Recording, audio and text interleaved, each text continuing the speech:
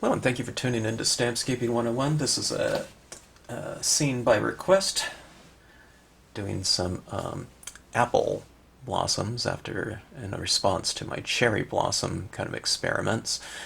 The only difference between the cherry blossoms and the apple blossoms for me, I don't know, just looking at some rough ideas online, I'm talking about from a stamping perspective. The difference is that you can have all the different foliage, the leaves within the scene, as opposed to like a cherry tree where it's primarily kind of a bare tree, and a bunch of blossoms on it. You can have the foliage, the spring foliage of an apple tree, in conjunction with those blossoms. I was looking at some photographs, and you can see some fruit, along with some additional blossoms. So it's kind of blossoming throughout its I don't know, producing months or whatnot, which is kind of cool. So I don't know, maybe you can actually put apples on these trees. I don't know, but right here I didn't do that, and I just kind of stayed with the white and pink kind of a color scheme of those blossoms. And if you can see it up there a little bit, not sure. I'm kind of zoomed in as far as I can. That's still pretty sharp right there. But we have our hanging branches like that, and you can see those little pink and white blossoms up there of varying opacities, because I used a couple different gel pens for that. And I don't know, it was just fun to do, and add those little types of details within the scene.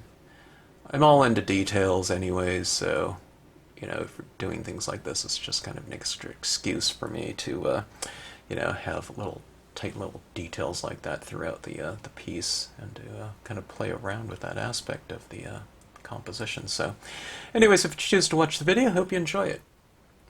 And thanks for tuning into the Stampscapes channel. Okay, someone asked me about an apple tree and apple blossoms, and I would love to do that scene for them in a lesson format because, well, first of all, I do take requests, and apple trees really bring back really fond memories for me. We had an apple tree growing up, and one of the things that we all know that have any type of fruit tree, if you grow it at home, the flavor for vine ripened produce is just so much better than store-bought. And our apple tree was the same way. We had a golden delicious variety, which I can't even eat, any from the store-bought. I do buy apples, but because I don't have an apple tree now, but I can't buy golden delicious varieties because they just do not they don't have the same texture or flavor sweetness that our homegrown one did. So you can't help but compare. Alright, now I have this tree trunk here, and what I'm doing is I'm trying to add in some different values of brown into it. And here's a little bit of laurel green, just kind of a grayish tinge to it a little bit, for a little bit of variation. And I'm kind of doing the lighter tones on this side, and I have the black on the outside, so when I stamp it this way it'll be darker here and lighter in the middle. I'm going to have the light coming from kind of the center of the card. I think. I could do it both ways actually, and the light could be coming from this way. Well, maybe I'll do that this time, I'm not sure. Okay, and I'll just place it about like so. I'll have a little bit of it running off the page. This is one that would kind of be interesting to do on a really elongated format, like a whole grove, but I don't want to take too long on this one, and I don't know, like so many of my scenes, they're kind of experiments. I want to see how something looks, and testing out this kind of blossom idea. Okay. But, I don't know, if this turns out And I don't have anything specific in mind about the kind of the end result. I hope that the blossoms turn out well. I'm going to blot off the bottom side of this too. And I'm going to have a little mist down here. I should have done on this sun, but I didn't, so I'll just use some extra pigment ink on that.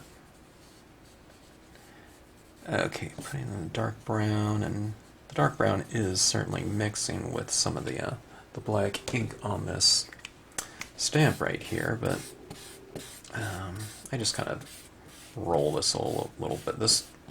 I'll need to re-ink this sometime. Actually, I should do a video on that one. I think I've added water, but I don't know if I've re-inked with an inker.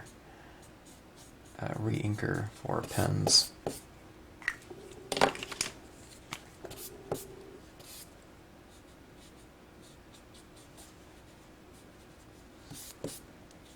I always loved kind of blending colors directly onto the stamp for multi-hue impressions. I can go a little bit higher, maybe, just for some variation. I think I'm trying to decide if I want it kind of running off the paper. I guess I will, just to match this side or balance it off a little bit. And stamping it higher for just a slight bit of variation. Okay, so get those little bit of a change in hue within there. You can see it a little bit more on this side.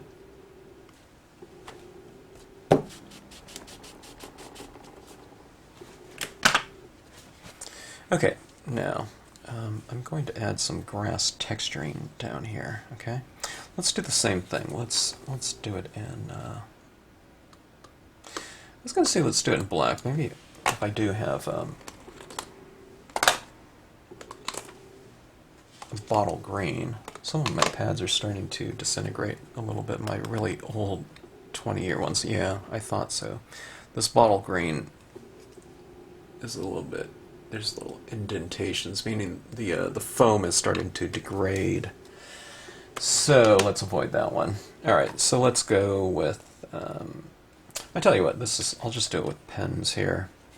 I have a couple different values of green. Now, I'm just doing that. I mean, if you have like a brown pad or a dark green pad, you can do it, on here. But I'm just going to take a little bit of extra time here. I think this brown is a little bit dry. It's not too bad. Okay, that was the one I was going to re-ink. I already forgot. These pens, too, are very, very old. How old? Maybe 20 years. These are the newer ones. They're the same pens, but they just changed the barrels on them. These ones didn't have the colors on them either. These ones have the colors stamped onto there. With little barcodes for stores. Okay, just overlapping my trunks a little bit with this stamp. Okay. Green. Some brown. That impression right there is a lot more green than brown. Okay, let's go up about like so. Overlap your trunks and overlap the grass with itself, okay? It's meant to do that, so don't worry about it. Overlaps, because that's the way these designs have been designed to be used, okay? With kind of minimal fuss, or hopefully no fuss. But if there is some, kind of particulars that you have to kind of work around, it's really quite minimal. Okay, these will be some background trees. Let me create a little bit of transition zone between that grass and these smaller trees in the distance. And let's do it with Sedge filler.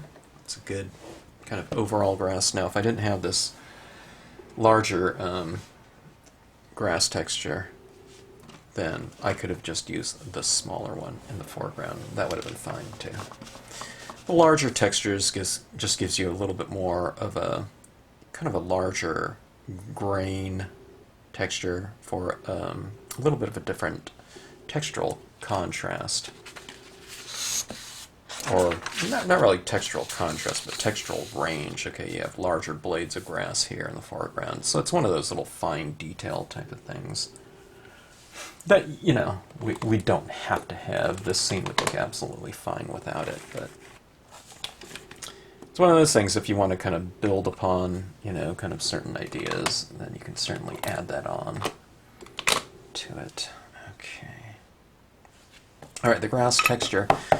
I think what's going to happen is we're going to have some darker grass texture in here, and as it moves off in the distance, it's going to get lighter. But you still want your grass textures to be stamped fairly dark, because if you run some additional tone in here with, like, say, lighter greens, or whatever colors you're coloring it with, could be brown, you know, if it's summertime or something like that, but you want the textures to hold up against those lighter colors. So even if we do bring in a value range such as this, if you stamp out this in those colors, or one of them, when you blend those colors right over the top of it, you won't be able to see any of it because it's going to be the same value and hue.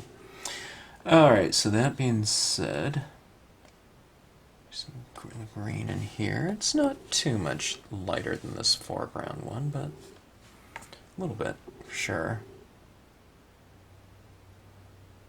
Okay, let's go even higher with this one, okay?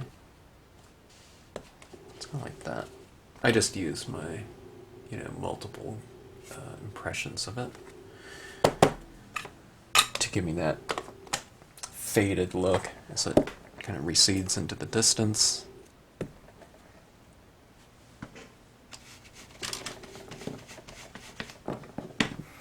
Okay, we have these trees right here. Let's go for a little bit of brown and green in maybe these two colors or so. If you don't have them in pen form, like I said, you can just ink up. And then if you have a pen, just do, you know, one color or another. You can scribble on there and whatnot. So let's go with some of that. This color is like an olive. I couldn't remember the specific color of it,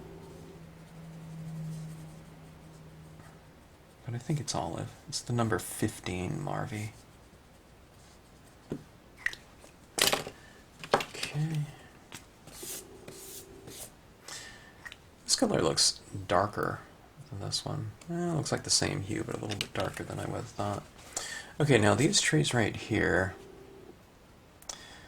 I think I want them lighter than what they're going to look like stamped out, so, or they're going to be darker than what I want, so I'll stamp it out once. Yeah, that was a little bit too dark for me, so I just blotted it once, and it might turn out fairly dark still, because that's really juicy with those pens. But I don't know. We'll see how it looks like, or what it looks like. Okay, now I am masking off this tree trunk this time because of the density of this one. It's darker and it's more dense. The grass doesn't matter. It's not dense. It's light. Okay, so let's go about like so. Perfect. So, I want those colors, but the second impression of it looks ideal. Okay, so you just have to do it again here.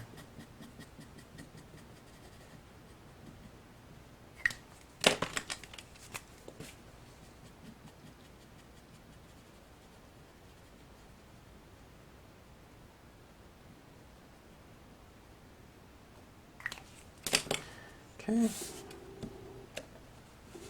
And I masked off some of this grass just to or some of the trunks here, just because I wanted my trees to be kind of in, I don't know, maybe in deeper grass, or maybe it's behind a little bit of a mound or something. Okay, put some more trees in the distance. Maybe I'll stamp it a little bit higher, again, just for some variation. I didn't mask off this other tree. I didn't really care if it, you know, kind of merged with that one. I got this little place right here on the side. I'm not going to bother to re-ink this, okay? Not for that tiny quarter-inch space. But I do want a little bit of texture in there, so let's just go like that.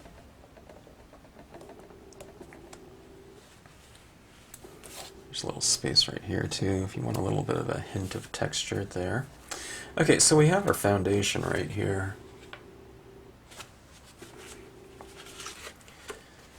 Okay, now I am bringing in extra imagery into this. These are supposed to be some trees right here, okay, apple trees.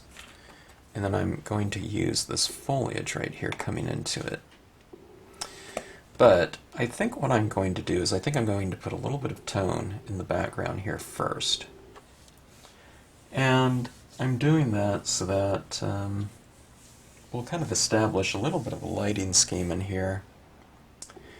And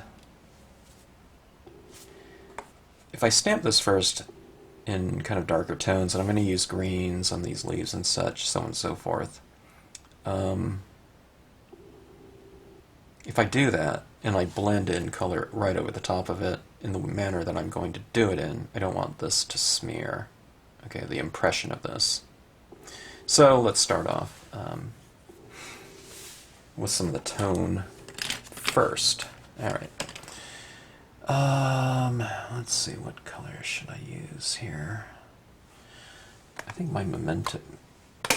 I need to get some reinkers for my mementos, like this London Fog and Summer Sky. They're getting a little bit, dry, I think. Which is understandable, because I use them so much.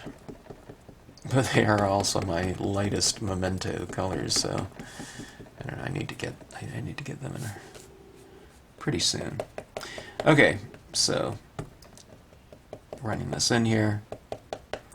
I am doing it right over the top of, you know, my trunks here, and I am going into, you know, some of these trees over here, so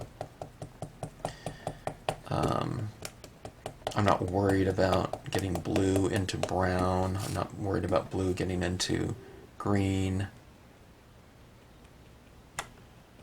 I do want some of this blue in here, though, so that all of the elements don't seem so kind of separate. I don't know how much blue I'll put in the trunks, maybe not too much. Okay, so that's not the hue that you see there, the value is not the result of having kind of a drier pad. It's just that's what the color is. It's a very light blue. Okay, and I'll add some of this in the shadows right here. The shadows of my trees. Well, when you say, well, where would the shadows be? Generally at the base of things, like structures, houses, foliage, any kind of object, critters, living things, whatever.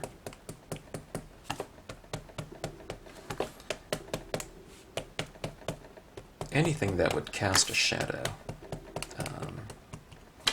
anything that's opaque.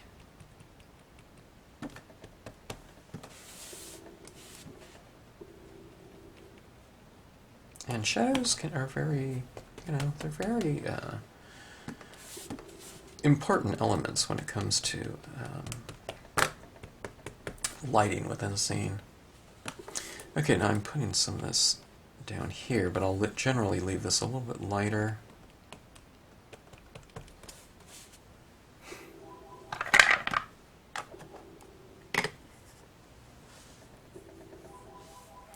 Alright, let's go to... let's do a little bit more of the sky first. I'm kind of tempted to go into my greens down here, but let's do those kind of sky tones first. Okay. I tell you what, let's try some grays up here. I'm going to have these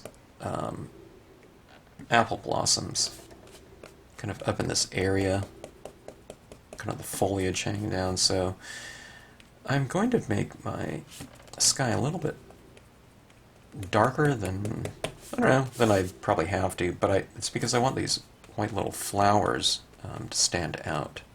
And if I don't make the area dark enough, then those flowers won't stand out very much in contrast.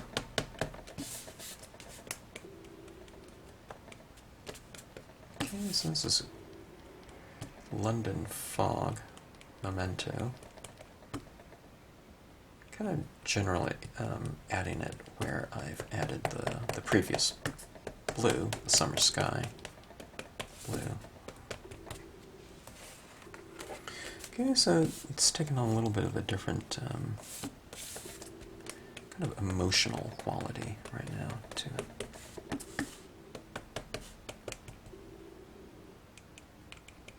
By the way, this is a color box stylus tool.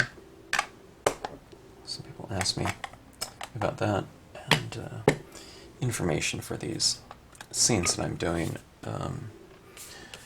is written into the typed into the description below this video, unless you're watching it embedded in our website.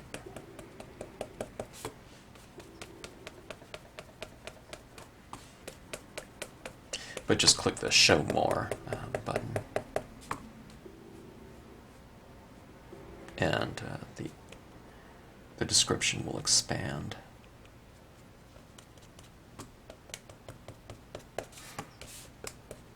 Okay, this is salvia blue. It's a little bit of a darker value than the previous summer sky. This one's the Wavy blue.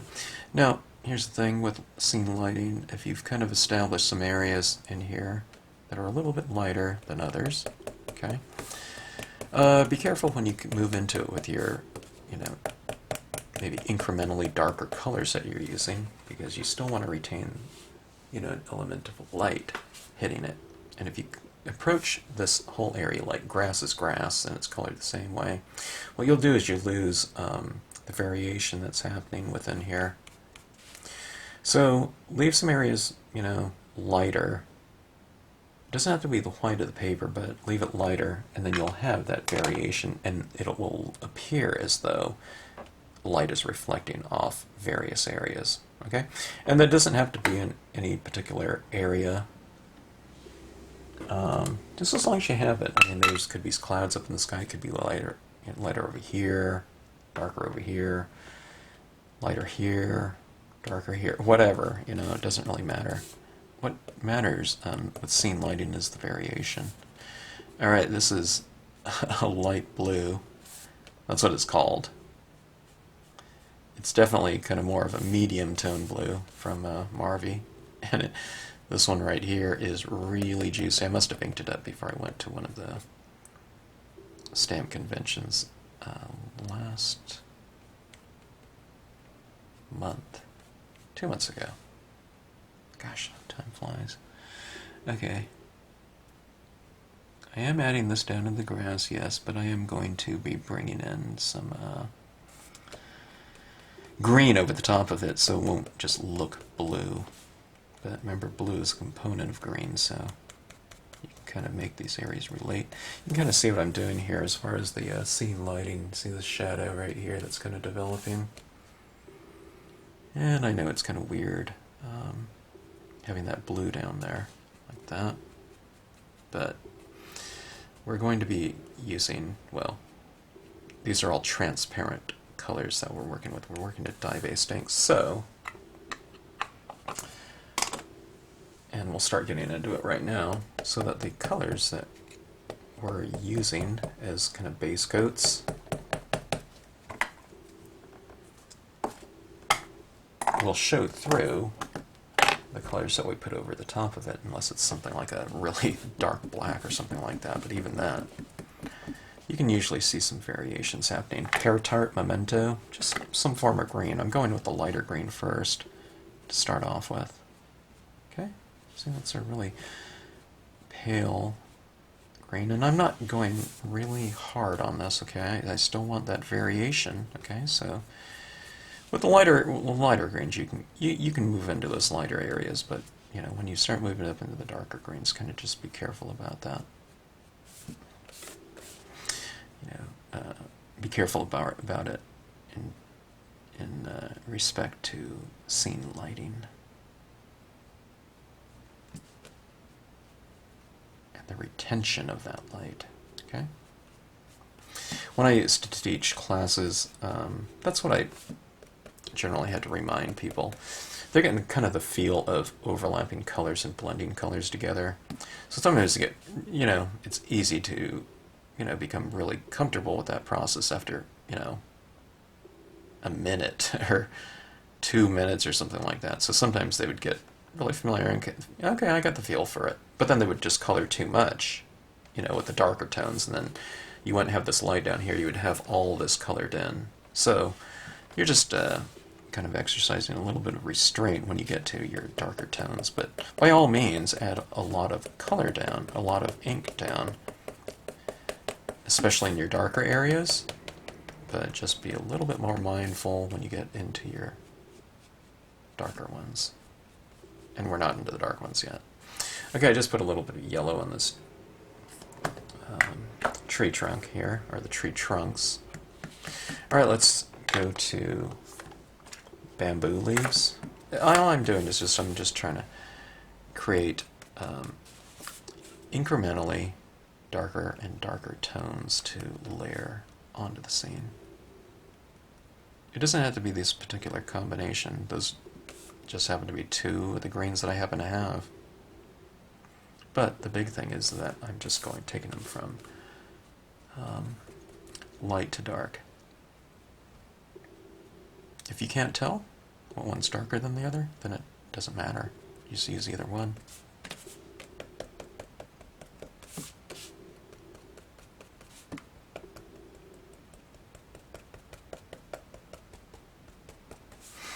Okay. Now these two are light and kind of more of a mid-tone, mid-value color. Let's move up into slightly the darker range, mid-value to darker value. This is called pine green here.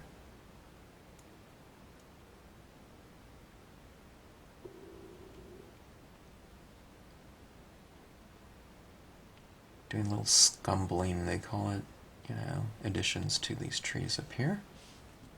You know, where you're just kind of doing this type of thing.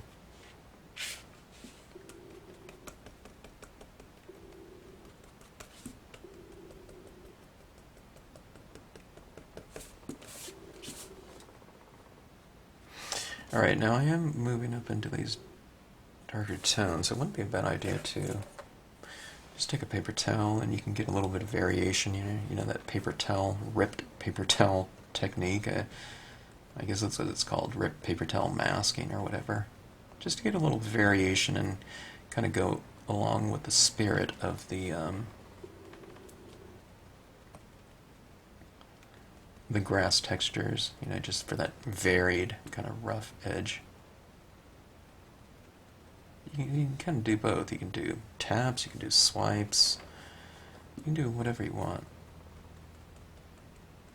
And I would say do all three. So let's get that kind of variation right in here.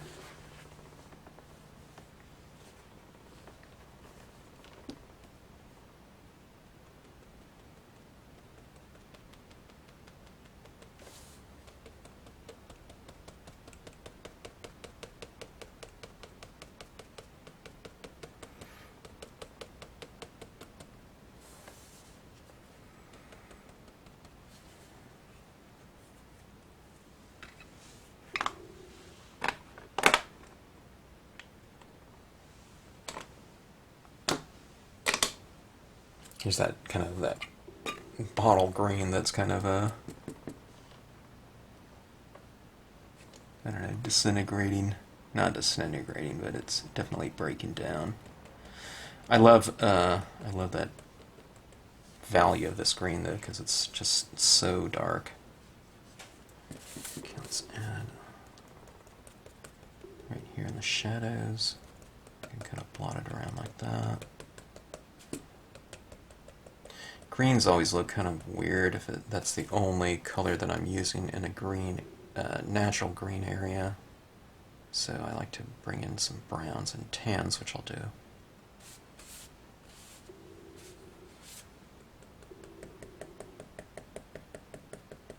Kind of making the perimeter a little bit darker just to create a little bit of containment within the composition. Kind of more like stage.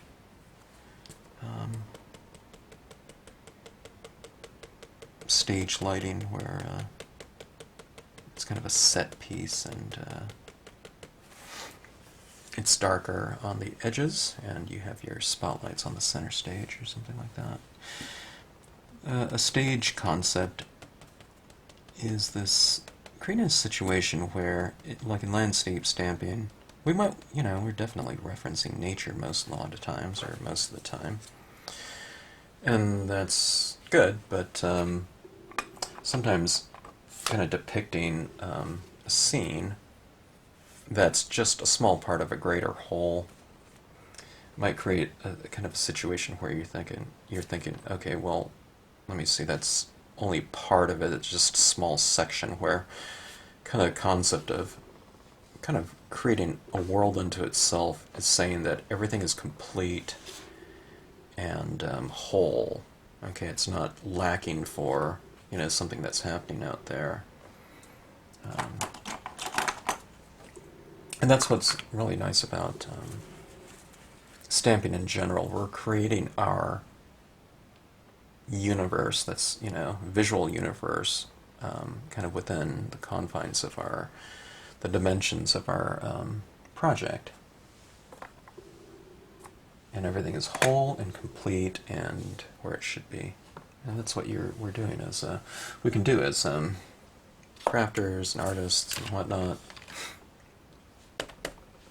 Okay, now, to green. Let's try this tea dye here, this Distress ink, okay? And let's give this a little bit more of a kind of an earthy look to that hue, okay? So there's just a little bit of brown. I'm running it in my greens here, and hopefully you can see a little bit of a change. If I want to retain some of that white, just leave that as is. This is a good time, certainly. This is brown. We can run this into our tree trunks here.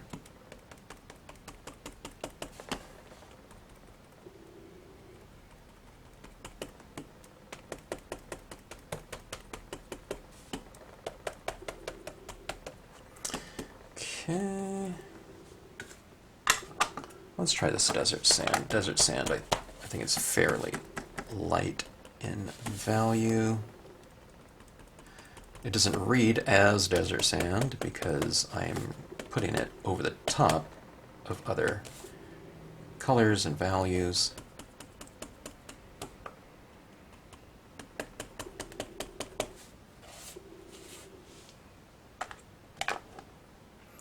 But it's a good foundation color. Now let's move up into one of the darker, kind of brownish values, as far as I know. Walnut stain, I'm not real familiar with their line and what they've come out with over the last few years. I'm kind of behind my times. I do need to go and probably pick up a few more. There's a couple colors that I'm intrigued by in the Distress line of inks. Like the blue one. I don't have that tumbled glass. That intrigues me. I need to get some more Memento inks as well. Okay, so bringing this walnut stain into the grasses down below here. Looks pretty good. Kind of go heavier on the outsides of my trees and making those areas darker. It's kind of becoming a little bit darker than maybe I was thinking about in general. I don't have a really strong kind of idea of how these scenes will look when I start them out, but that's fine, okay? If everything has gone a little bit darker, then what you do is you take your darker elements here and make those even darker, and everything else, by contrast, that isn't as dark as those objects or areas will look lighter by contrast. So, it's kind of a trick question, maybe. It's could be, well, how do you make something lighter if you can't remove any ink or any of the darkness? Well, you really can't, but you can make it look as though something is lighter by bringing in darker tones around it or somewhere within the piece. Okay, now this is brown. This is, wow, it's really juicy. I must, like I said, I think I re-inked these before I went to those shows.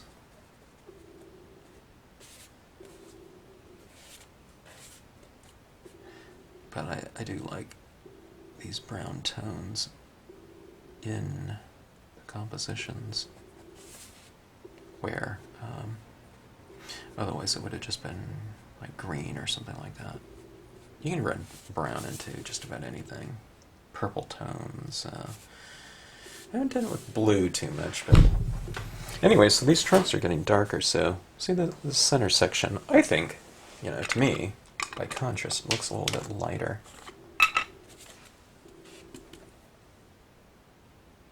Okay, now this is dark brown, and what I'm doing is I'm going on the outside.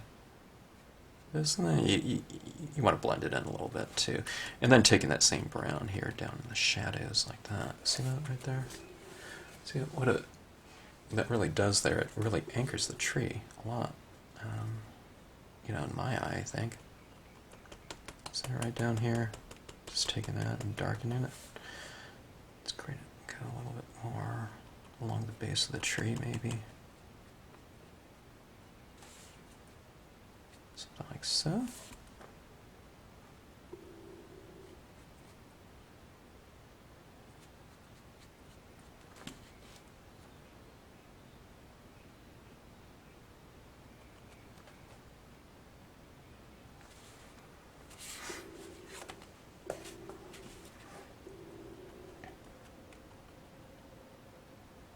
Building up a little bit more.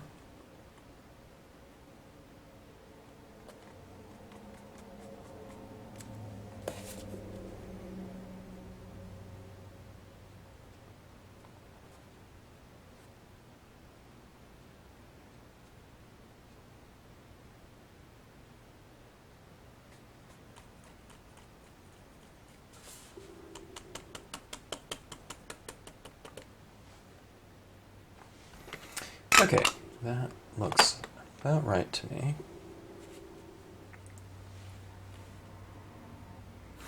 Alright, now I know what I'm going to do with my branches here, or do I? I thought I was going to do it in black, but then bring in some elements of color. Or I could stamp them out in a dark brown and green. Let's go with, I don't know, we can go with all three. Black, brown, and green, I guess. Well, I guess I'll stamp it just like I did with the tree trunks. Okay. This is an unmounted stamp, and if you haven't watched some other videos where I talk about it, this is tack and peel that's on this block right here. So this is just your bare acrylic, and then there's this thing called tack and peel that's been applied to the block, and it makes it sticky, okay? So when you put something on there, you know, it sticks for a temporary mounting solution. Get it on there, ink it up, stamp it, and then you just peel this right off and it's ready to go for your next stamp.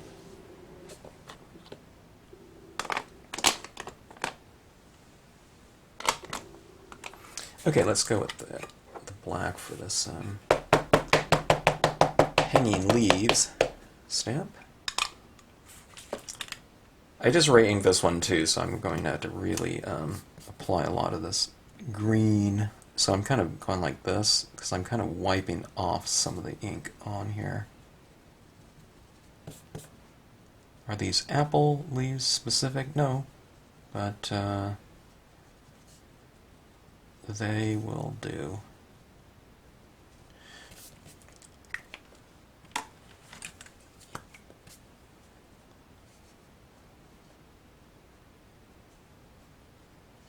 Now I've been doing these cherry blossom types of things, but the difference between the apple tree blossoms and the cherry tree. Cherry trees don't have unless there's some type that does. I don't know. They don't have green foliage when they're blossoming. It's just like a bare tree, basically, with filled with cherry blossoms, and the leaves come later. Maybe that's by design, so that it sends all of its energy to those blossoms and the fruit first instead of the foliage. I don't know. Okay, I stamped most of it off the page, but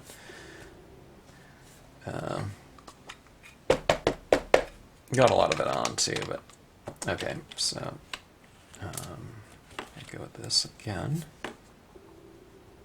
Stamp it black, so it's kind of a greenish black.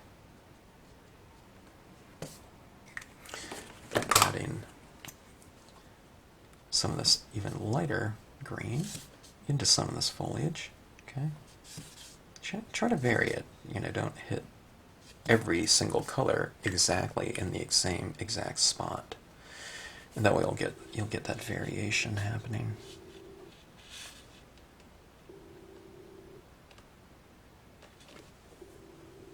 Okay, this one will go for a little bit more coverage.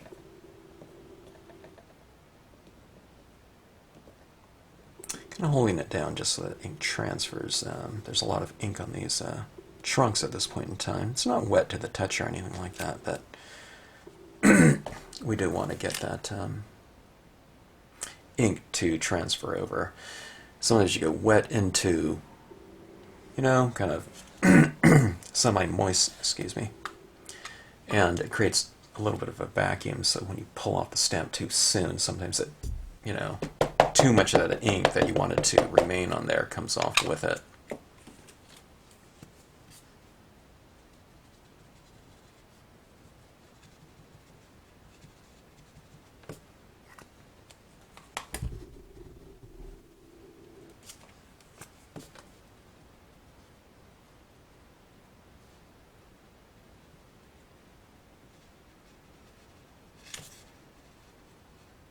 So I'm kind of rolling this pen a little bit and lifting some ink off that's already been laid down there like that. And then I'm kind of wiping this to get the ink off the pen. It doesn't really pollute the pens. I don't worry about that at all. Going from, dark to light. Okay, I'm just overlapping, coming in front of this trunk. I can do it. I could have masked it off too, where the foliage isn't back of it. But I'll just go right in front here. Kind of doing it at different heights as well. See how dimensional that looks?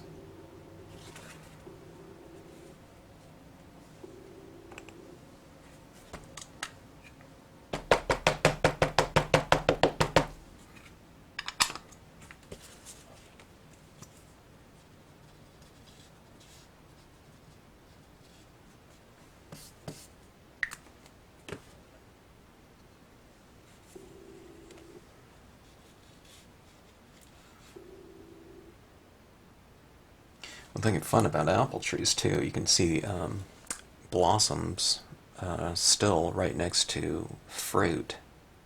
Or in cherry trees, once the cherry trees start developing, I don't know if you really see too much, fruit and blossoms together. Maybe, but I don't know. Okay, so we have the green foliage, right? I'm going to do something here too. I'm going to layer another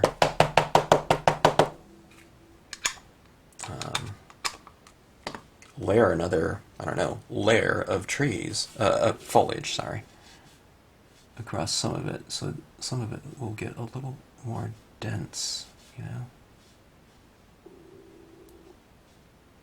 go about right here.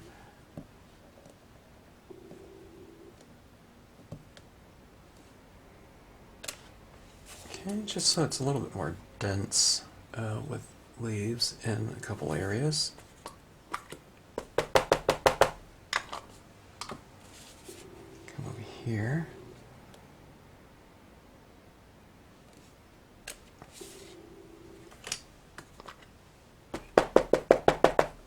Doesn't have to be done, but when a healthy tree has a lot of foliage on it.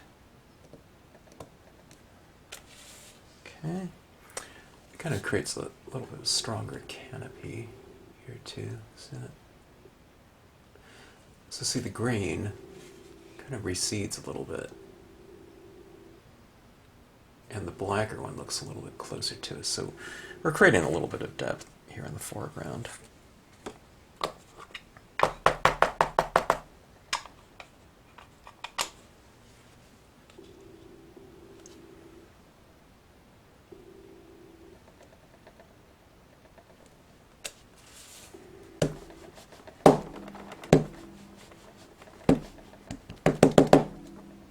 Alright, that is a fun composition right there.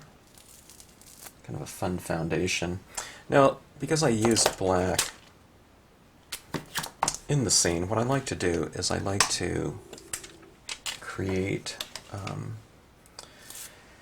a little bit more of a connection with that very dark hue in the form of shadows. So I'm going back to black right here, and let's use a little bit of this black down here in the shadows, okay?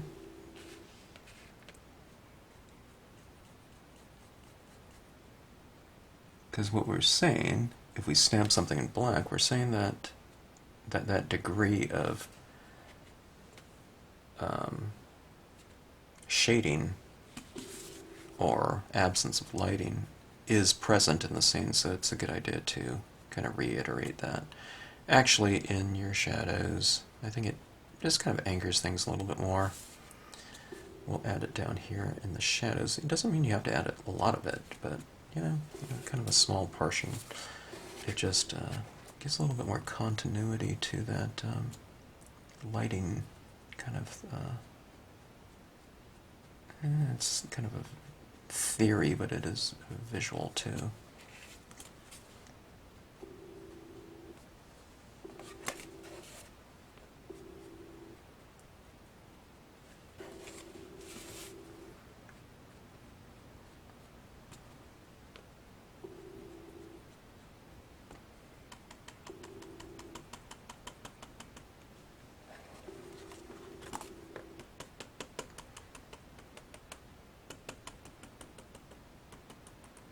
It gives a little bit more kind of visual weight to these trees, kind of having that darker kind of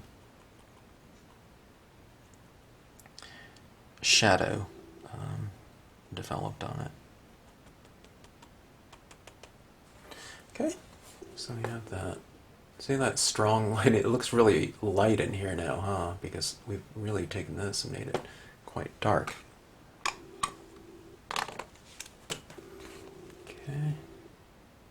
Alright. Now, let's do some additional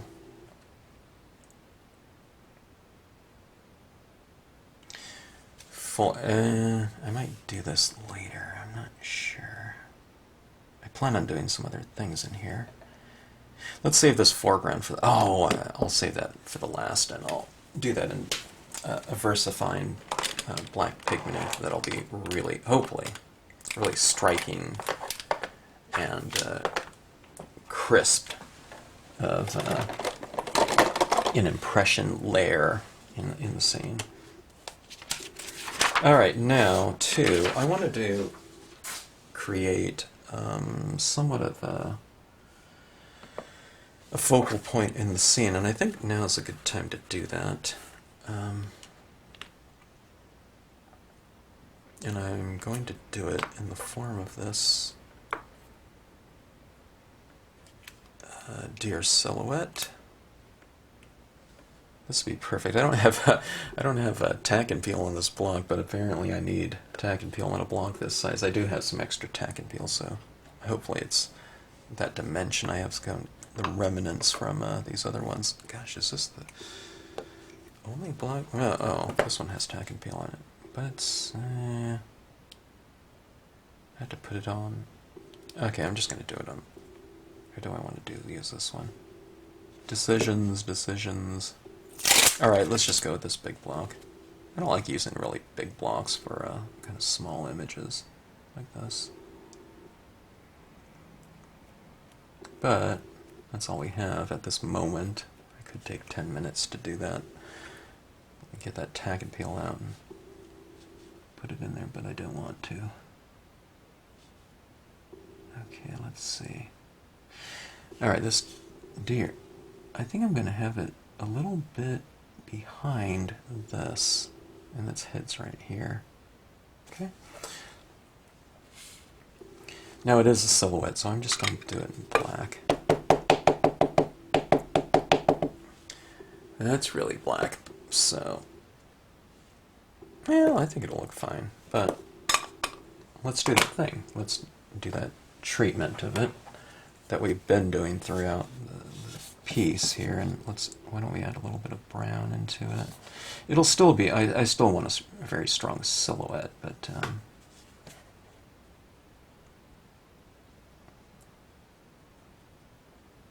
maybe you can have a little bit of variation. Maybe. I might stamp this out and it's just like 100% black, and you can't tell it, any difference at all.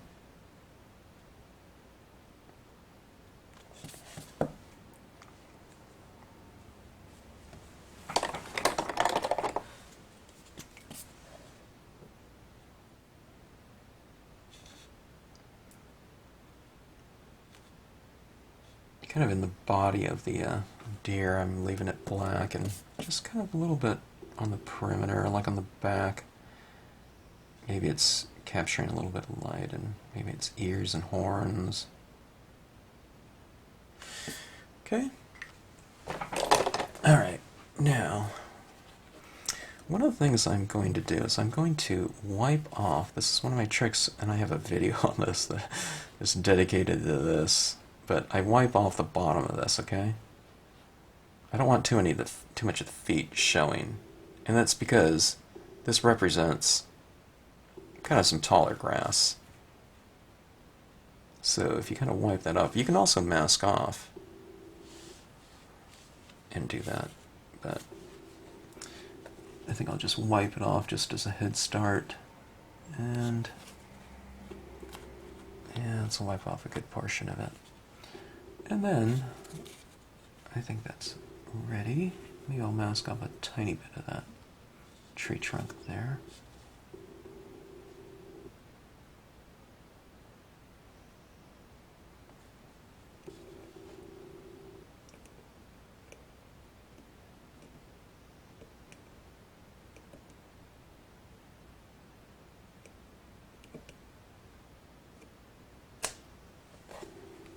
There we go. And there's a little bit of variation on it that I kind of like. See that little tinge of brown on there and on the horn? And the rest of it is black. You can't really tell, like, this is, like viewing distance right here. You can't really tell too much, but doing things like that and treating different areas in a similar fashion, be it long distance, middle distance, foreground, doing those types of things can potentially create a little bit of a stronger continuity between all of the separate elements within the scene. And kind of bring an overall visual harmony to a piece, potentially. I always say that because I mean there are instances where maybe not doing something like that might look better. So there's always kind of variables that have to come into play, and maybe sometimes you don't want that you want more of a separation to make a statement about this being one thing and something else being completely different, like from a textural standpoint or something. Alright, this is just a very pale green alcohol pen. This is a little bit too light in some areas for me, so I'm just going to go and fill in. Alcohol pens are great because you can get very detailed areas and create variation within a given space without making a big commitment to a dark value of that given hue. So, and the alcohol pens don't, unless your ink is still wet, like some of that might be up there, because those pens that I was using, the dye-based pens, are really wet and juicy. So that might smear up there if I go over it, but just because it's wet. But as far as like making something go back into solution, it's not going to do that.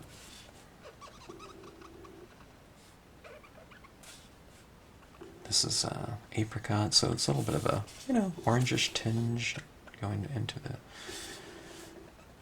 grass, maybe. Kind of relates to the brown, of course.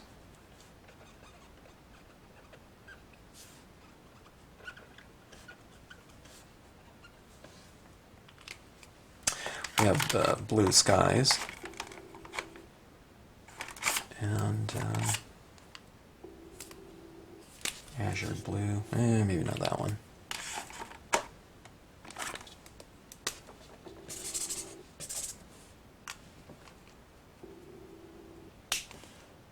Pastel blue, a little bit too. Okay, maybe this is the one. Okay, this is really super light. It's a pale blue, Marvy Uchida permanent La Plume. It's, I don't even know if it's a 5% value of blue, it's so light. Yeah, see that right down there? It kind of creates a little bit of, this blue down here kind of creates a little bit of connection with the blue sky, like that. See, it's a little bit bluish, right?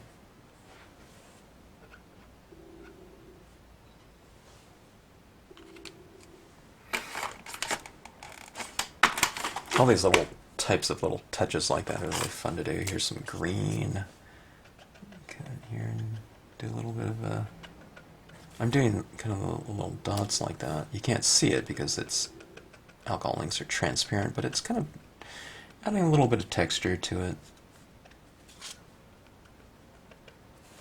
Okay. Speaking of textures, I think I want to do a couple things within this space here, and I need a couple stamps to do that. Pause this really quick. Okay, this is called Winter Brush. And see this area down here? I mean, that looks fine to me as is. Actually, let me see. Yeah, I was going to add in a little bit more green before I did that, but let's just use this. I was thinking if I want to color that more, if I stamp this, I might have to wait for it to dry a little bit, but... okay. If I have to wait for it to dry a little bit, then so be it, but... Okay, I want to add a little bit more texture into here. Something nice and crisp, and we'll do it... We'll have a little bit of this poking out from the grass. just to break up that, you know, completely green area. Okay, so I'm just using just the tips of this right here. Masking off like that. I can barely see it because it's kind of in the distance, and then we'll come here. Maybe add a little bit more. Something like that. And then why not come here?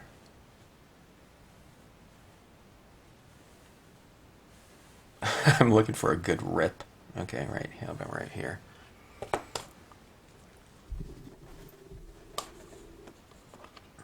I'm just doing this in black. We'll put it in front of the tree. And I'll stamp kind of a larger portion of it, or it represents something a little bit closer to us, like that. So there's little textures like that, and what that can do.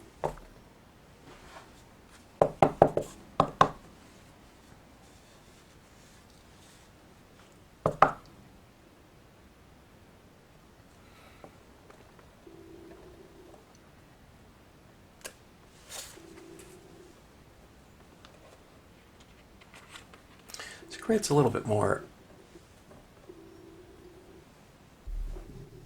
of a kind of a textural statement, maybe, in that space. And it also creates a little bit of a stronger illusion of distance because we have a taller one, medium, very short. So I'm just stamping out more, less, and then minimal. Well, I don't know, 3. I mean, you can do it. We can do another one right here in the foreground that's even taller, but I think I'm going to do something a little bit more bold for the foreground here. And we'll do that in, like I said, that versifying. I don't know. We'll see when we get there.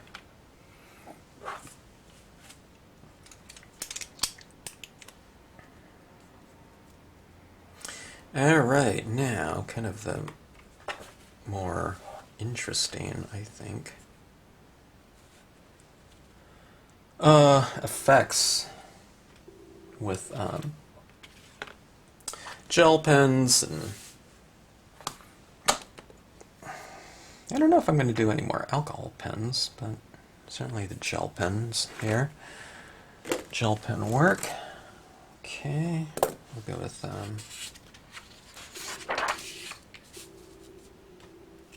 white. We'll use Uniball Signo white.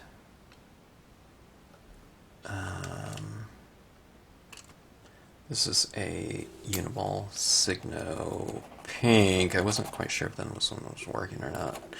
It's separated a little bit. This one's pretty old. Let me see if I have a Signo that's working. Yeah, that one's working. That one's pink.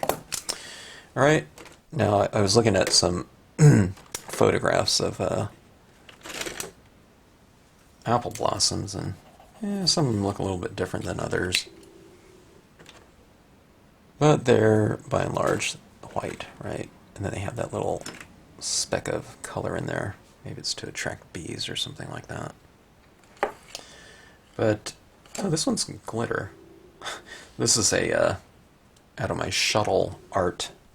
Oh, here's, I was looking for my other pinks right here from yesterday's usage. And here is a Sharpie paint pen, pink. This one's become a little bit more translucent because I really need to shake it up, or I've used maybe too much of the ink out of it, so you know, there's maybe a lot more binder. And I might go with the bleed proof white in here. Okay, so we want to make this really kind of a festive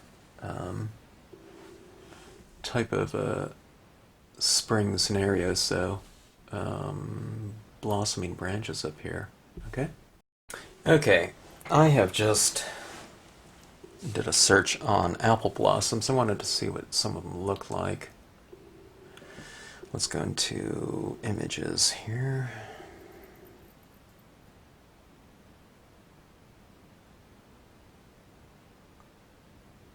Seems like the flower is a little bit more white with yellow in the center. That one's a pinkish tinge right there.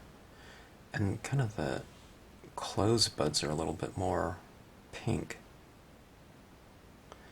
So kind of whitish pink with yellow in the center. Alright, what's taking this so long? Okay, so let me grab that.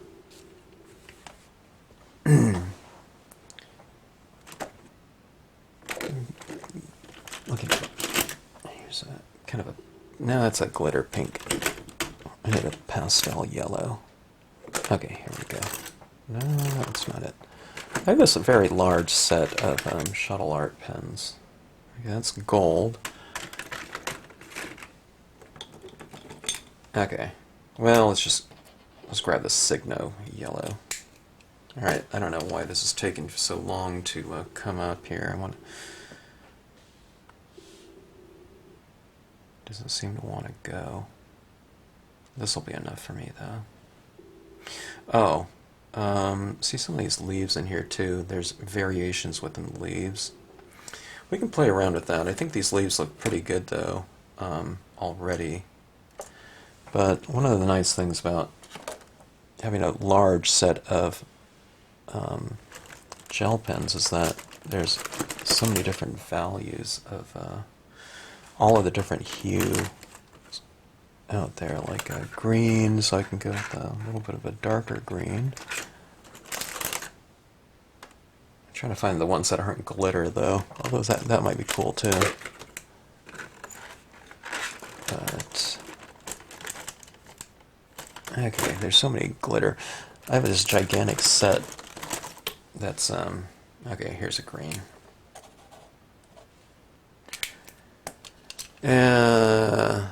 There's so many different values of green that we can use these days. It used to be that, one color, that was it. You had to, if you wanted green, there was one value of it. Kind of the most neutral one, probably, which is okay. Right? But now you can have like a full spectrum value range of different hue out there. Okay, so here's the thing. When I'm doing these flowers like this, what I'm trying to do is I want to create things a little bit more kind of varied. And so I'm looking at these photos. Let me show you some cherry blossoms here. See these clusters like that.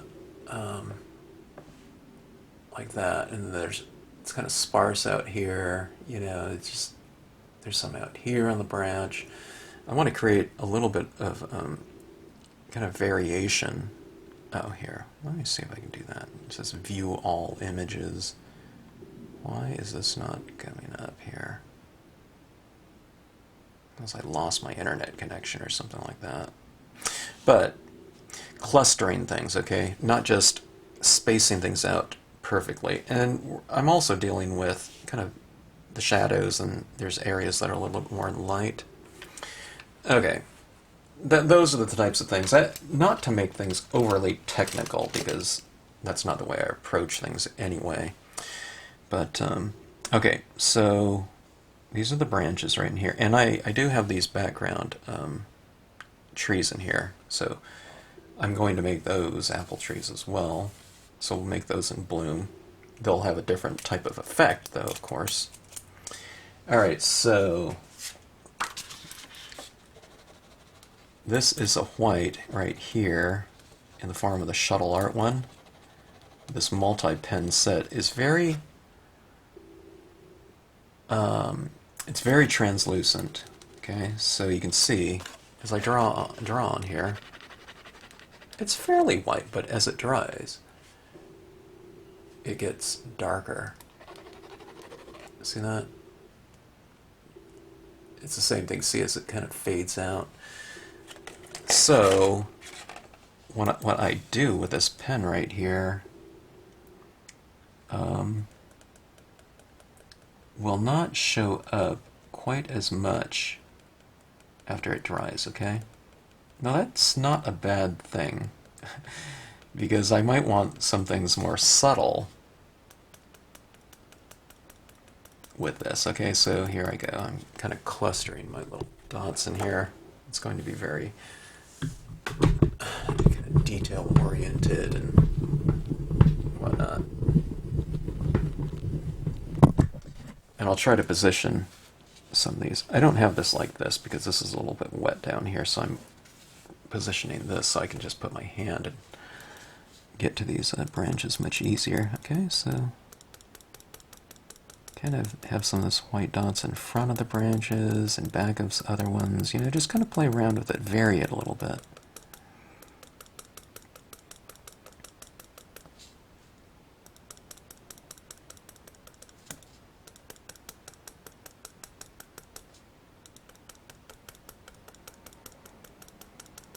Now this isn't the only pen that I'll be using. I'll be using a few. And I might move into some paint too, I'm not sure.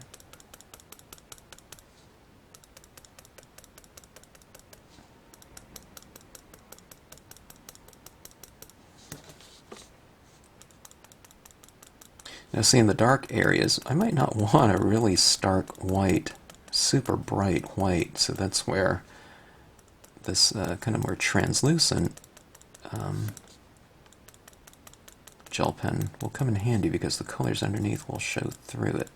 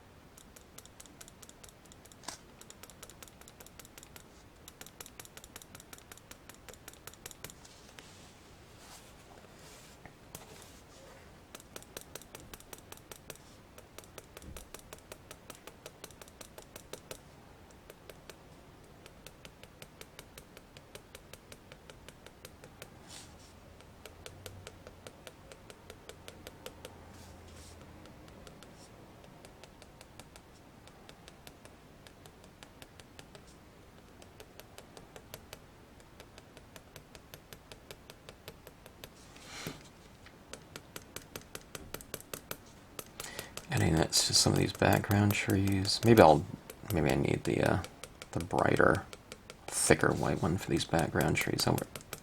Because it is so light back there.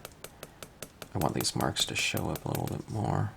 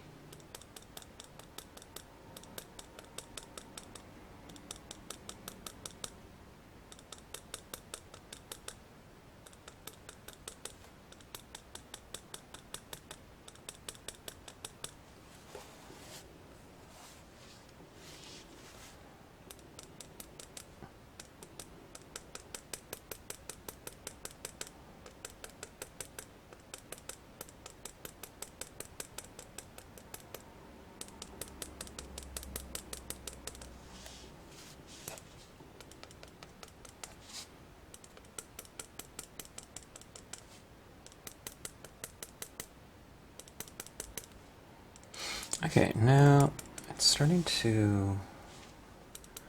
What I'm kind of doing is I'm kind of looking to see if this looks good in certain areas, and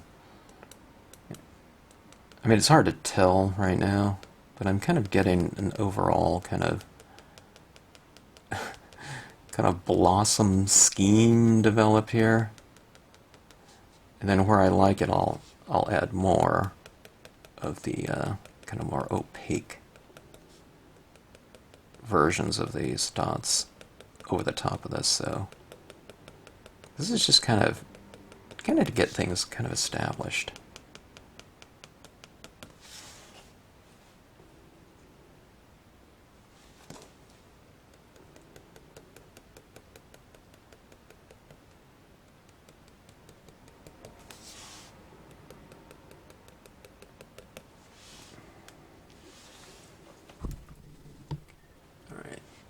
that's what we have now. I know it's barely visible. Okay, now that white doesn't always have to represent just blossoms. We can use this in our grass for texture, lighting. Okay, it could be reflecting dew on the morning grass or something like that.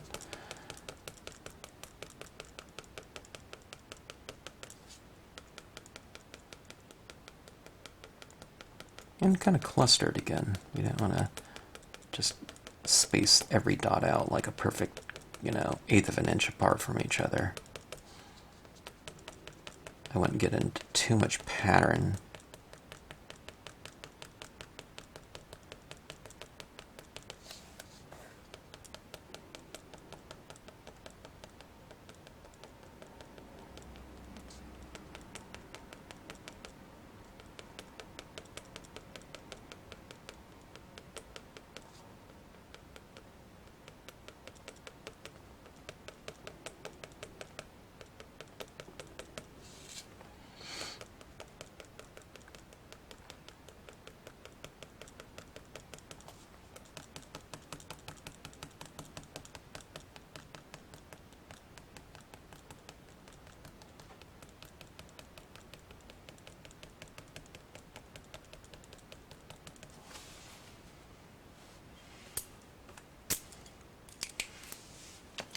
Okay, let's try some green up here, okay? Let me see what this looks like. I really haven't done too much of this type of thing before, but let me put a little bit of green on some of these leaves. Maybe it'll vary them a little bit. It's kind of green over black.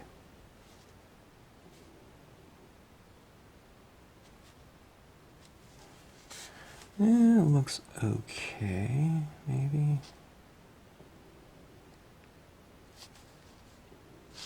I'm not going to do too much of this.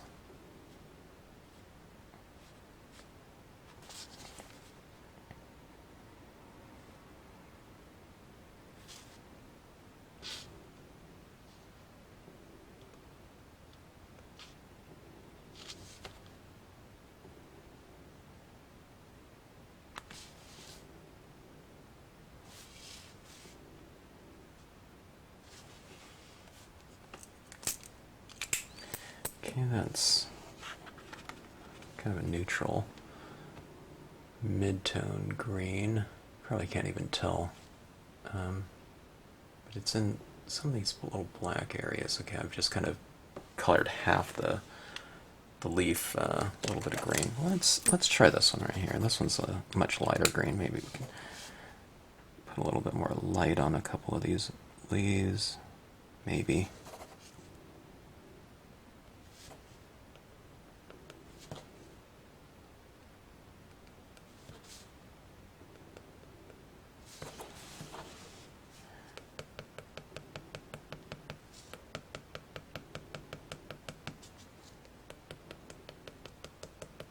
This pen doesn't want to flow real well on this glossy cardstock.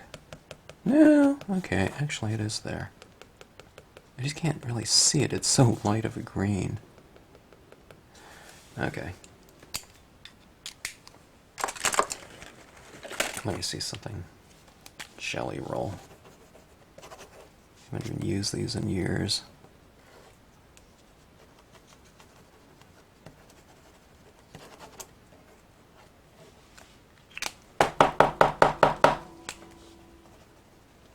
Alright, let's try the jelly roll. Jelly roll. Ooh, this one's really quite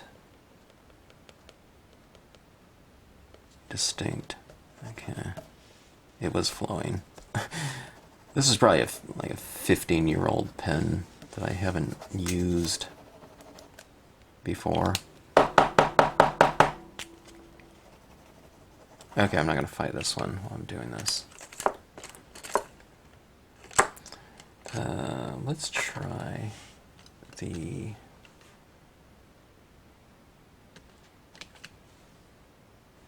green. Did I use this one already? Can't remember.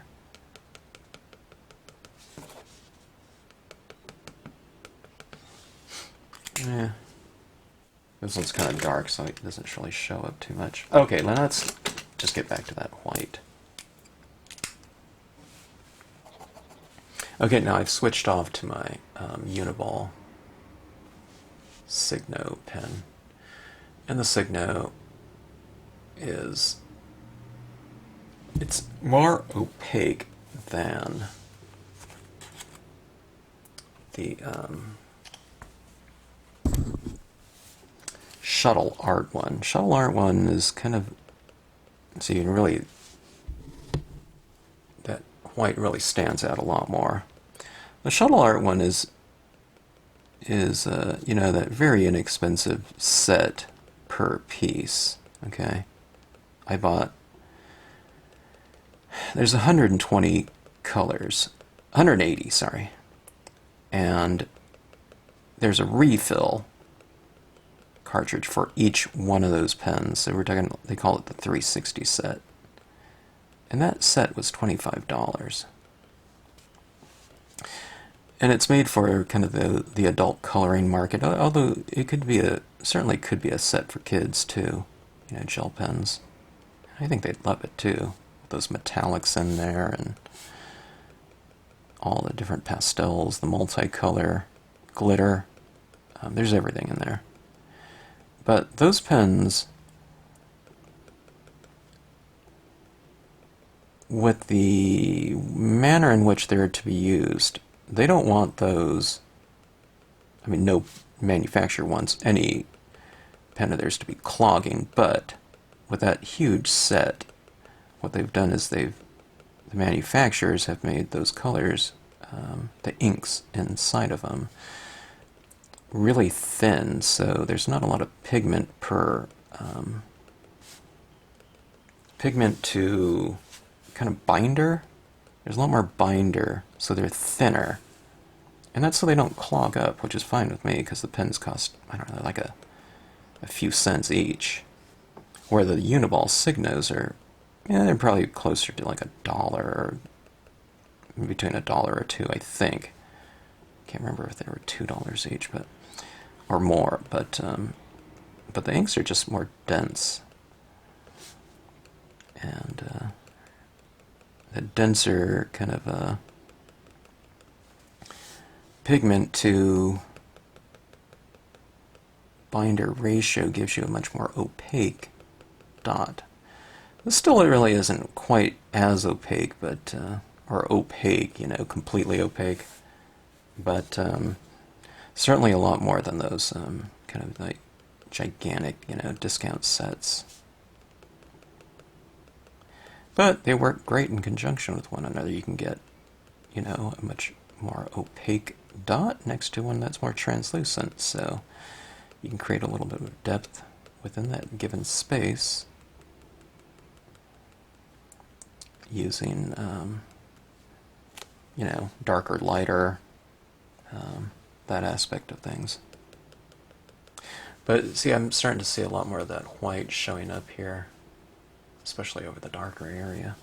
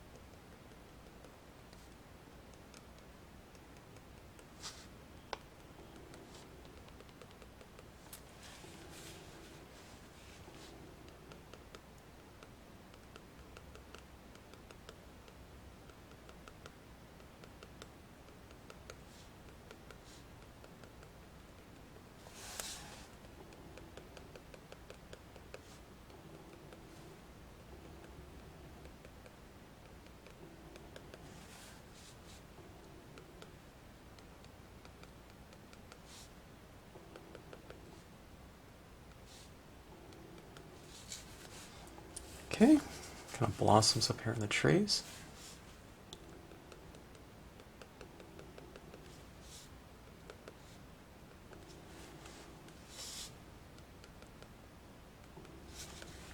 Alright, let's put some down into these trees as well.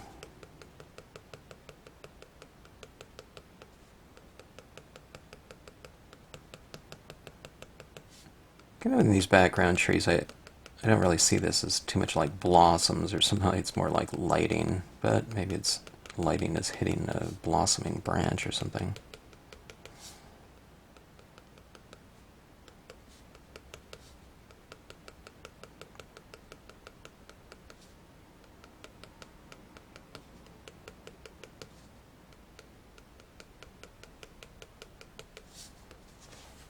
Okay, down on the grass, kind of shimmering, reflective dew on the grass.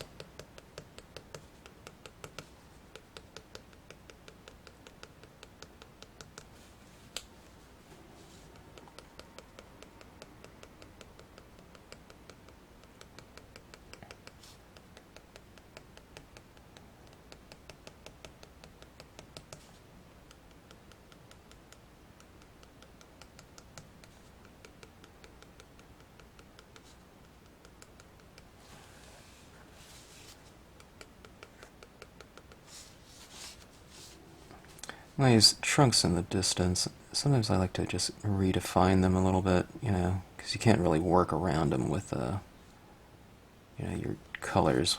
They're just too thin, but you can kind of reinvigorate them or redefine them with, just a little stroke of a gel pen.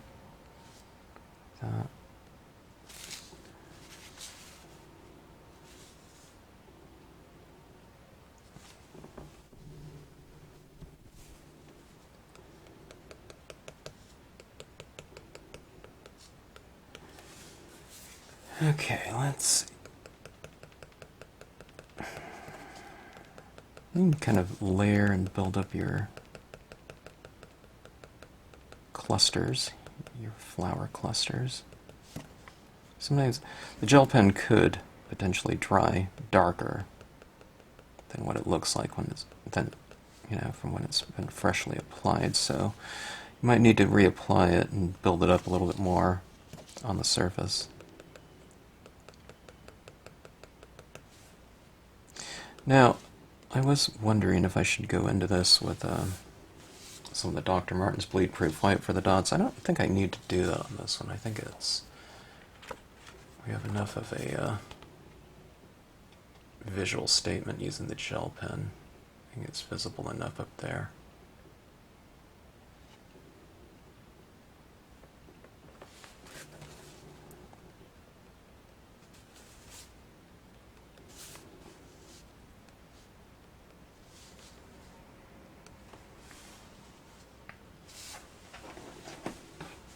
Okay, what I'm going to do here is, it's kind of fun, is I'm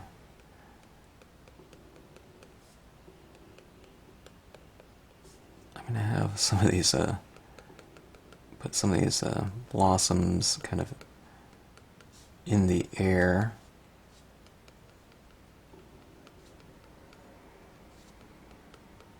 Almost looks like snow, huh?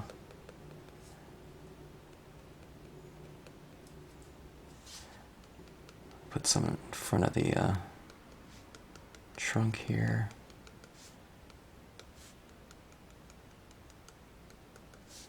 In the sky.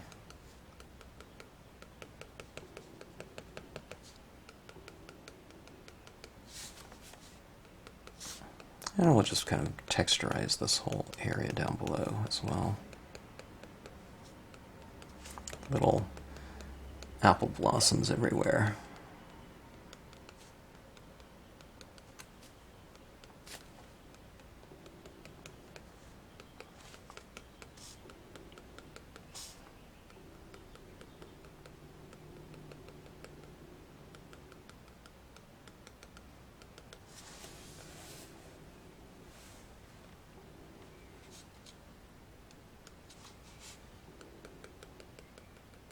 That's fun. Okay.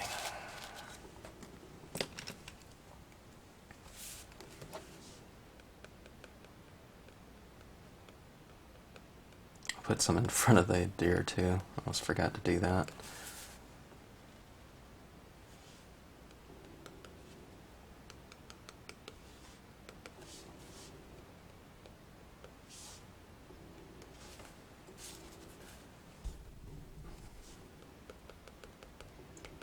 Maybe there's too many in front of that deer.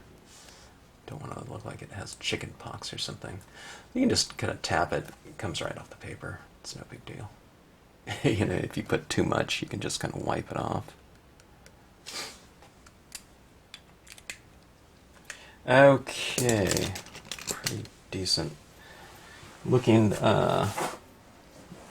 blossom. Still trying to figure it out, learn how to, you know, go for some of these effects in here. I don't know, maybe I didn't. Oh, I forgot to use the pink. Okay.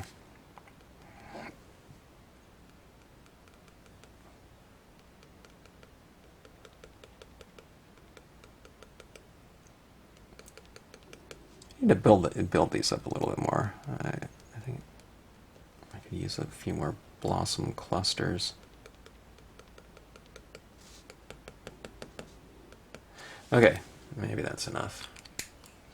Okay, let's try some different pinks in here. We don't all have to use the same one either. You can, you know, you can use some in some areas. It can be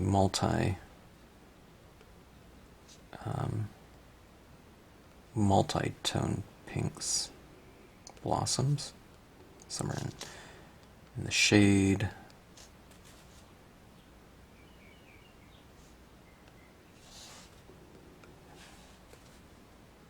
Somewhere more lit, maybe. Somewhere in just different stages of blossoming, too.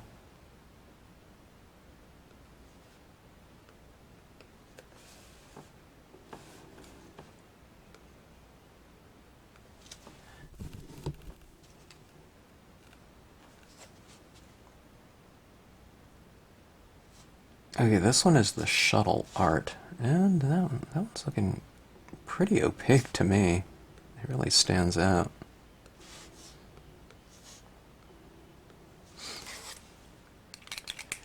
Okay, let's try this one. It's more of the pastel. This one was the neon, I think. Actually, I don't know if that's the neon. Maybe it's just a darker pink than this one. This one's the pastel pink.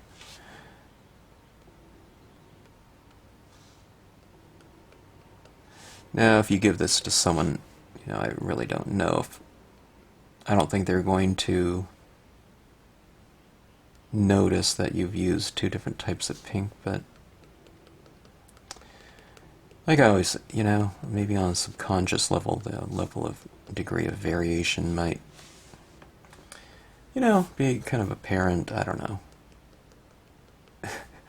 to the subconscious. Maybe that's the opposite. Maybe it's not apparent. It's somehow kind of more felt. Okay, just adding some of this down again, a little bit of continuity between upper and lower. Let's try this one. The Sharpie one could be kind of the least bright. That pastel wasn't bright by any means, but this one might be even lesser. The dot's bigger. Let me wipe this off a little bit.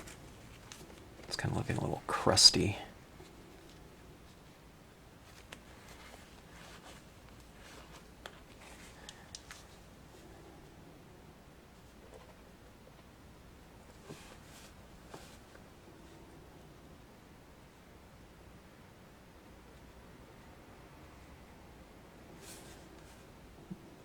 Yeah, a little bit of a larger dot.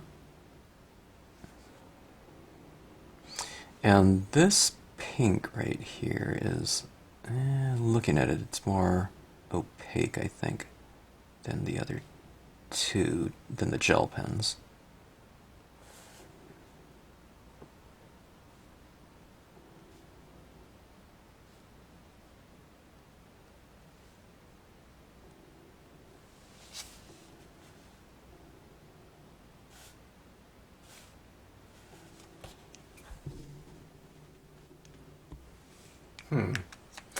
Pretty bright and cheery.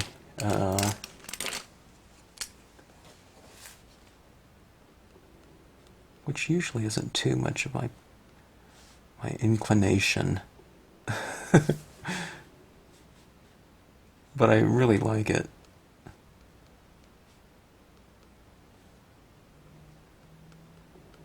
Okay. I don't know. You don't have to have... You can do with one of these, but since I haven't, I'm testing them out and seeing what they'll look like. Okay. Let's do some final touches on here. I have a cotton swab, and I'm kind of fraying it a little bit, getting it, loosening the fibers. Okay, here we go. See that? Kind of loosen that up like so. You kind of want to have the tip still intact, so it's not giving you a textured tap. Okay.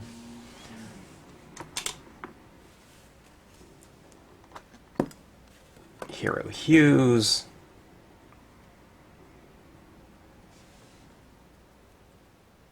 Getting a little bit of coverage on here. This pad is really quite wet though, so just be careful not to take up too much. Although you have to get a pretty decent amount. Okay. See that? That's not what we're going for. We're not going for these real definitive, globs of paint like that. Okay? As I do this, as I tap this out, more and more that pigment ink is coming off of my tip and hopefully spreading a little bit on this tip of my swab. Maybe I move more of that fabric up. I think I'm hitting the cardboard stem part. Okay, I'm lightly dabbing it, okay? See that light dab like that? That's what you want. So a few taps and you get a very light glow like that, right? Okay. Alright, let's add a little atmosphere into this. It's usually where light meets dark, okay? So like at the feet of these, of the deer silhouette. See that? I'm putting a little bit up. That's why I kind of wiped off a little bit off the bottom too. Or colored, some of that brown down there as well. So now, the deer's kind of standing in a little bit of that fog or mist, right? See how that kind of glows like that? Where light meets dark. Here's this very dark trunk right here. And at the base of this trunk, we'll have this kind of creeping mist. You have to kind of think about it in terms of like this three-dimensional thing, in theory, as it kind of wraps around your objects within a scene. So don't think about it in terms of like 2 dimensions. Try to think it in terms of 3 dimensions. Okay, and again, it's where light meets dark.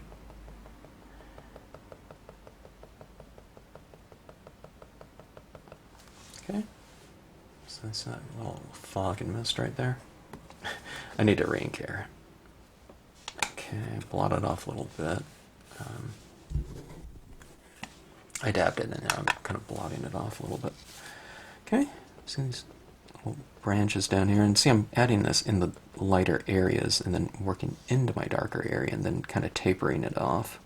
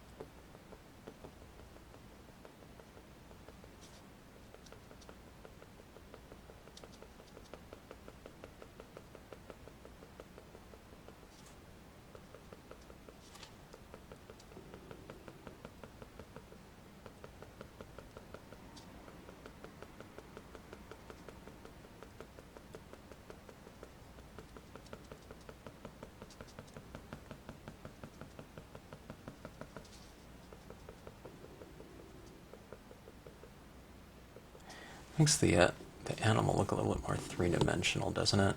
By having light hitting it in a certain area.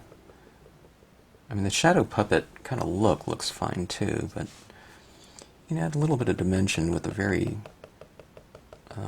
quick and easy application of doing, something like this. Trees, if you have a little bit of mist at the base of it or something like that, you can also do it just by just wiping off something too, before you make the impression so it's lighter.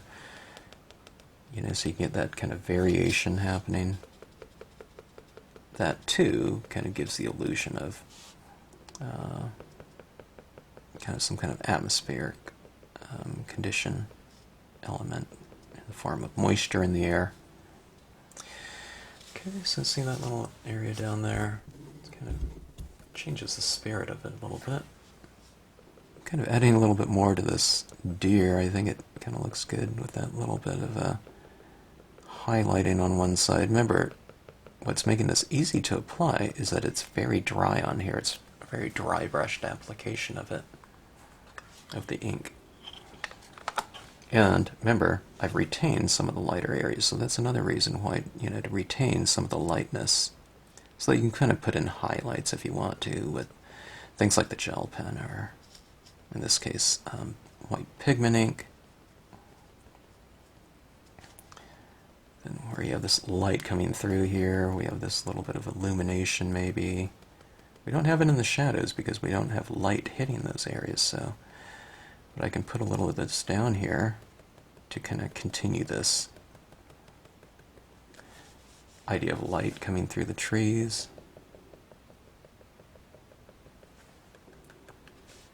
Okay, the background trees are usually lighter in value than the foreground ones. That's why I kind of stamped them off before I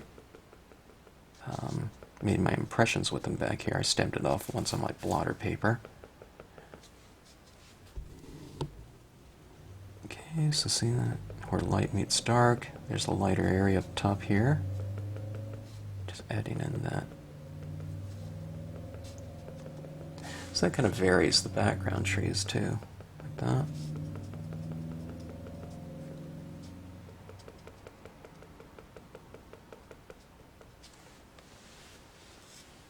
Alright, let's put some mist at the base of these trees. It's kind of got shadows down here, so that's a little bit different. There's a lot of shadow down here. So maybe I'll just kind of oscillate it. I'll have a little bit of mist in some areas and not in others. We'll say that light is coming through some of these trees, maybe. You don't have to analyze it too much, just kind of add a little bit here and there, in other words, and kind of vary it. And then I remove a lot of that ink that I apply too. Sometimes I end up removing more ink than I do applying it because I'll add it, I'll remove it, add, remove, if I think it's just too much. And this ink will also dry more translucent than it looks when it's been freshly applied. So if it looks really white right now, when it dries, it's going to look darker because those colors are going to show through more. Okay, so up in these trees right here, we have darker leaves and some are a little bit more in the light. If you want to, you can kind of vary them a little bit too. Let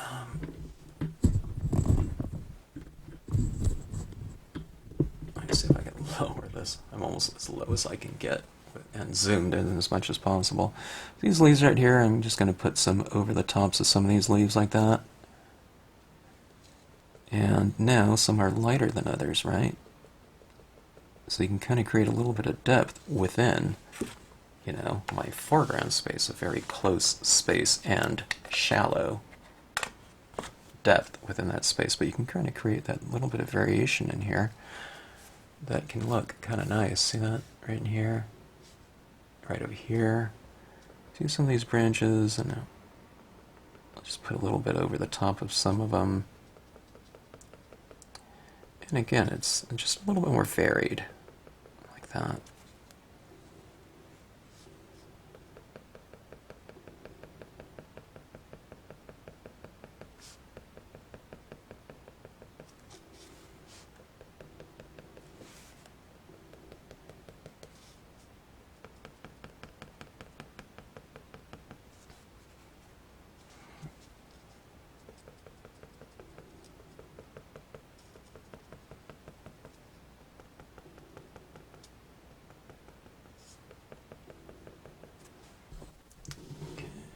See that right there? It's like a stream of light coming through and affecting things.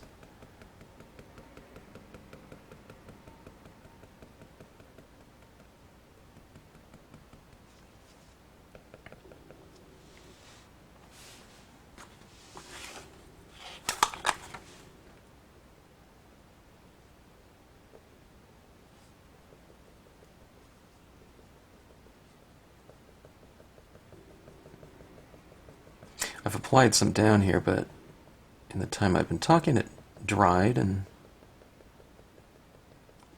darkened, so I'm just applying a little bit more.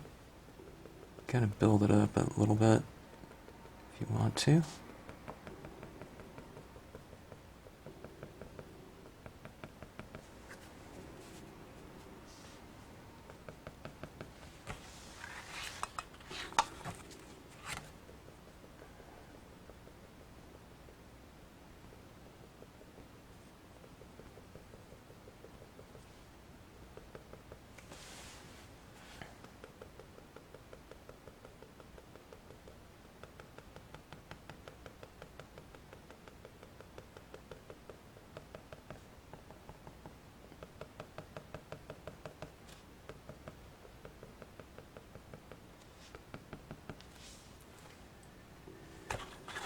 Okay.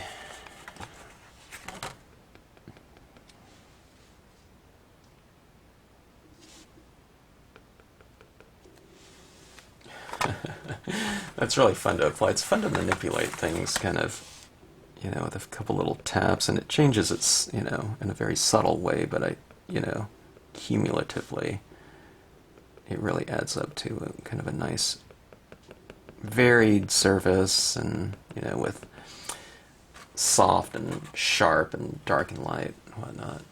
It's really fun to do. Okay, now I was talking about using some VersaFine for an additional foreground element, and I didn't forget that. Let me find it. My VersaFine pad. VersaFine is a pigment ink. I think it comes in multiple tones or colors, but I have the Onyx Black. And let's really try to push the depth of this scene one step further. And I have my reed stamp here.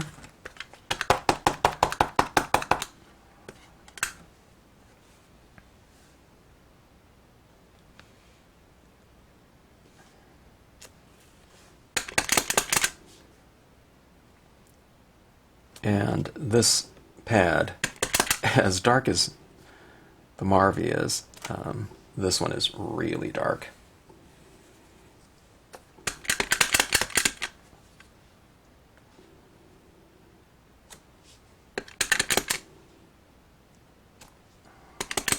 Changing kind of the angle and height of it with each impression.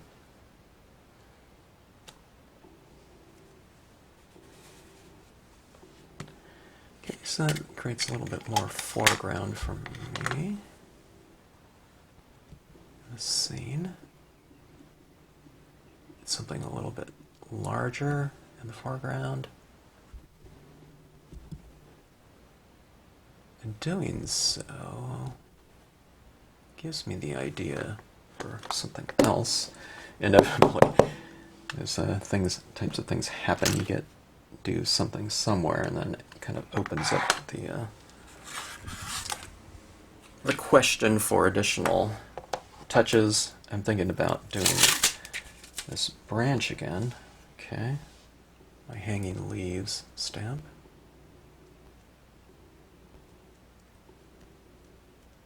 And also doing them in, or at least a little bit of them, in the same VersaFine black.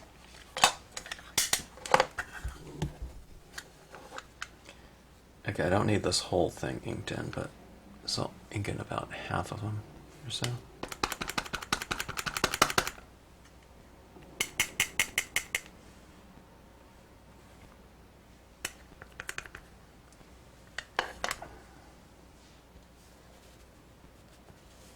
Now you have to watch out down here. That ink is going to be quite wet for a while.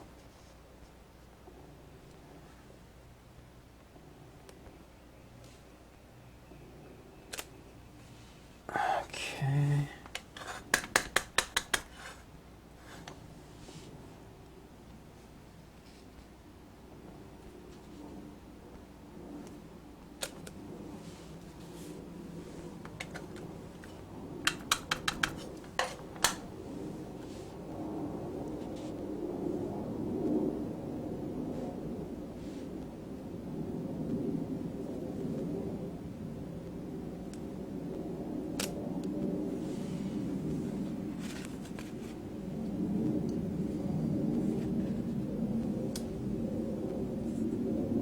Alright, I think that is dense enough. Let's take a look a little bit closer up here and let's see if that contributed anything to the overall depth within the scene. Let's see. Yeah, from a textural standpoint, I think it looks okay. It's right in here, here, and here. I don't know. Yeah, maybe. I don't think I could go with another one right here too, but I think I'll just leave it as that, at that. But here's those little blossoms if you look close up. I don't know if you can see it on the camera. Let's see how close I can get. There we go. Those little blossoms in here.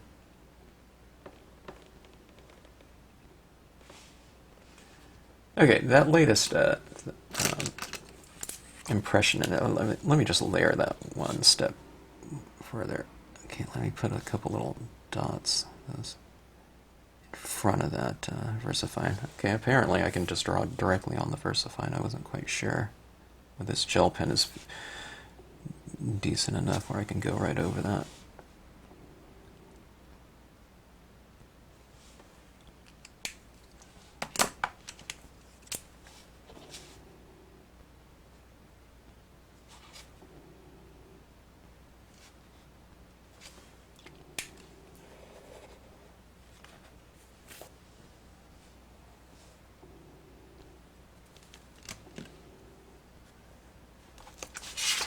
Okay, so it's like a apple blossom shower. Maybe that should be the name of the piece. Okay, let's see. Let me adjust my exposure here a little bit. Okay, when I start working on those white pieces of paper, I have to really increase the exposure quite a bit, but this is more along the lines of what it looks like in real life person. Okay, so that was a really fun scene. I'm kind of getting the hang of doing those little blossoming things, I think, a little bit more. Playing around with the different gel pens and opacities of those gel pens. And I think that maybe this will be my Mother's Day card for someone. And these little blossoming things on the inside of my card, I think I'll do this little wave of kind of like petals in the wind or something like that. I think that would make a good card. I'll show it if I format the card today. But yeah, I don't know. I really enjoy doing that. I'm a big fan of texture, and doing this texture up here and playing around with the multiple colors, you know, in the form of pink and white up there is really fun. And then I love the idea of just kind of, you know, having this cascade of little falling petals within the scene. It's really fun. I really enjoy doing like gel pen stars up in skies or something like that, but this is really a fun excuse, you know, to have, you know, this texture that's in front of, behind things, and kind of falling throughout the scene. It's just fun. It's like a little bit, you know, gust of wind came through, and kind of you have this little cascade of little bits of light is what it ends up being throughout this piece here, giving it some additional depth in the form of these tiniest little details right here. So, okay, so hope you enjoyed the scene. Thanks as always for watching, and thanks as always for tuning into the channel.